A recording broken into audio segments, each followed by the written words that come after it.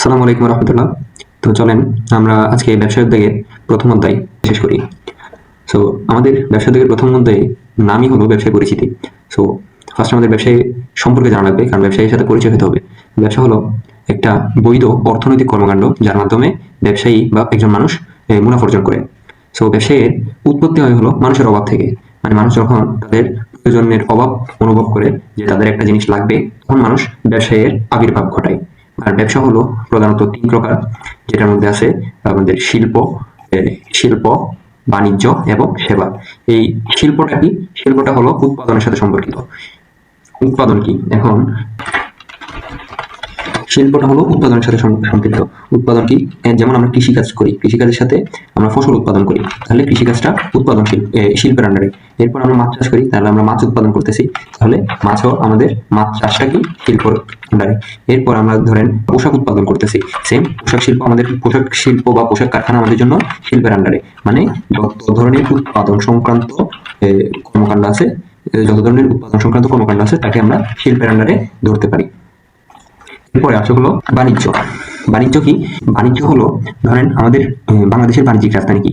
বাণিজ্যিক রাজধানী তো আমরা চট্টগ্রাম সবাই জানি, কিন্তু চট্টগ্রাম কেন বাণিজ্যিক রাজধানী? কারণ এই চট্টগ্রামের বন্দরের মাধ্যমে আমাদের দেশে অন্যান্য বিভিন্ন দেশ থেকে বিভিন্ন ধরনের পণ্য বা কাঁচামাল আসে। এই যে বিভিন্ন দেশ থেকে আমরা পণ্য আমদানি করে বাংলাদেশে দিতেছি, যেমন ধরুন বিভিন্ন কাপড় বা বিভিন্ন যন্ত্রপাতি বা বিভিন্ন ফলমূল, যেগুলো আমরা অন্য দেশ থেকে এনে বাংলাদেশের কাস্টমারকে দিতেছি। এই যে উৎপাদন থেকে এনে, মানে আমরা যদি শিল্প থেকে এনে কাস্টমারের হাতে যে পৌঁছে দেওয়ার সেক্টরটা বা যে ব্যবসাটা, তাকে বাণিজ্য বলে। মানে এখানে হলো এই বাণিজ্যের মাধ্যমে উৎপাদন থেকে আমরা শিল্পটা আমাদের কাস্টমারের কাছে এনে দিচ্ছি। উৎপাদন টু ভোক্তা বা ক্রেতা, বা ভোক্তা বা ক্রেতার কাছে পৌঁছে দেওয়া যে মাধ্যমটা বা যে ব্যবসাটা, এটাকে আমরা বাণিজ্য বলতে পারি। সেবা, সেবা কেমন ব্যবসা হতে পারে?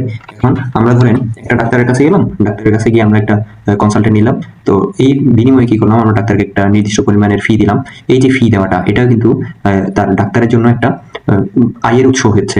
এই যে ডাক্তার তার সার্ভিস বা তার সেবা দেওয়ার মাধ্যমে যে আর্থিক যে মুনাফা অর্জন করছে, এটাকে বলা হয় সেবা ভিত্তিক ব্যবসা। তো এখানের মধ্যে আমরা কি ইনক্লুড করতে পারি? ধরেন হসপিটালও একটা সেবামূলক ব্যবসা।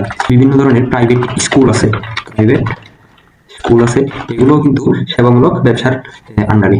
এখন আমাদের একটা গুরুত্বপূর্ণ, যেটা পরীক্ষায় আমাদের 3 নাম্বার বা 4 নাম্বার মার্কসের জন্য আসে, সেটা হলো ব্যবসায়ের গুরুত্ব। সো ব্যবসায়ের গুরুত্বটা আমরা একটু টেকনিক্যালি করি, যে এখানে আমরা যেটা দিছি, আকদা শিল্প প্রযুক্তি ও জীবনের মান, বা এখানে আমরা শিল্প প্রযুক্তি ও জীবনের মান উন্নয়ন লিখতে পারি। সো এই আকদা, বা আপনারা যদি একদা পড়েন যে একদা শিল্প প্রযুক্তি ও জীবনের মান উন্নয়ন ছিল না। ধরেন একদা মানে আমাদের বর্তমানে যে শিল্প ব্যবসা বা বর্তমানে যে প্রযুক্তি বা বর্তমানে আমাদের জীবনের যে স্টাইল মান, এগুলো কিন্তু এত উন্নত ছিল না। এই আকদায়ের যে আছে, এটার মাধ্যমে আমরা আয় বৃদ্ধি করতে পারি, জাতীয় আয়, আমাদের ব্যক্তিগত আয়। এই ব্যবসার মাধ্যমে কিন্তু এই ব্যবসায়ের গুরুত্বের কারণে বা ব্যবসার মাধ্যমে কিন্তু আমরা নিজেদের আয় এবং জাতীয় আয় বৃদ্ধি করতে পারি। এই কত কি আছে? কত হলো কর্মসংস্থান, বা এই ব্যবসা যদি আমরা ব্যবসা করি, তাহলে আমাদের মাধ্যমে কিন্তু কর্মসংস্থানের সৃষ্টি হবে, ফলে আমরা অন্যান্য মানুষদের চাকরি দিয়ে বেকারত্ব দূর করতে পারবো। এরপর হলো দাতে আমরা কি বুঝি? ধরেন দাতে আমরা বুঝি হলো দারিদ্রতা। তো এই ব্যবসায়ের মাধ্যমে কিন্তু আমরা আমাদের দারিদ্রতাটা দূর করতে পারি। এরপর যে 3টা বিশেষ গুরুত্ব আছে, ওই 3টা গুরুত্বের মধ্যে একটা হলো শিল্প, একটা হলো প্রযুক্তি, একটা হলো জীবন। এই 3টার মান আমরা উন্নয়ন করতে পারবো এই একমাত্র ব্যবসায়ের কারণে। এবং সর্বশেষ আমাদের যে টপিক, এটা হলো ব্যবসায়িক পরিবেশের উপাদান। আমরা পেস্টেল অ্যানালাইসিস, যেটা আপনারা যখন অনার্স উঠবেন তখন আপনাদের ম্যানেজমেন্টের বইয়ে পাবেন যে পেস্টেল অ্যানালাইসিস। তো পেস্টেলের মাধ্যমে আমরা কি বুঝি? তাহলে এই পির মাধ্যমে আমরা বুঝি হলো পলিটিক্যাল বা রাজনৈতিক পরিবেশ। এর মাধ্যমে আমরা কি বুঝি? এনভায়রনমেন্টাল কি? এনভায়রনমেন্টাল হলো প্রাকৃতিক পরিবেশ। এরপরে আমরা কি বুঝি? এরপরে আছে হলো আপনাদের এস দিয়ে আমরা বুঝি হলো সোশ্যাল। এস দিয়ে কি বুঝি? সোশ্যাল বা সামাজিক। এরপরে কি আছে? টিতে বোঝায় হলো টেকনোলজিক্যালকে আমরা বাংলায় কি বলতে পারি?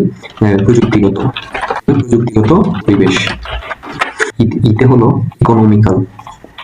ইতে ইকোনমিক্যাল অর্থনৈতিক পরিবেশ, এবং সর্বশেষ আছে এল দ্বারা বোঝায় হলো লিগাল বা আইনগত পরিবেশ।